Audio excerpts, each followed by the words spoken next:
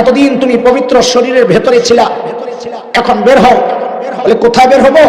বলে বাগ বাগিচা জান্নাতের দিকে। আপ ওই রবের কাছে যে রব আজকের পর আর কোনোদিন তোমার উপর অসন্তুষ্ট হবেন না। এই কথাগুলো বলে বলে ফেরেশতারা ডাকতে থাকেন। কি বলে ডাকেন? বান্দা বের হয় না, রূহ বের হয় না। কেন হয় না? কারণ এই রূহ শরীরের সাথে লম্বা সময়ের অবস্থা একটা ভালোবাসা তৈরি হয়েছে। রূহ তো শরীরের সাথে যে যুক্ত হয়েছে, আর তো বের হয় নাই।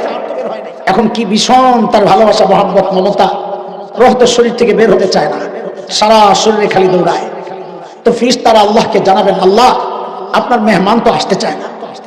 তো আল্লাহ তো জানেন গন্ডগোল কোন জায়গায়।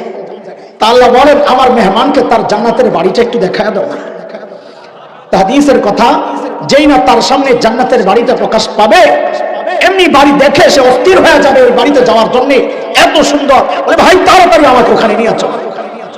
ঠিক ওই মুহূর্তে আল্লাহ তাআলা ডাক দিবেন, ইয়া আইয়াতুহান নাফসুল মুতমাইন্নাহ ইরজিই ইলা রাব্বিকি রাদিয়াতাম মারদিয়াহ ফাদখুলি ফি ইবাদি ওয়াদখুলি জান্নাতি।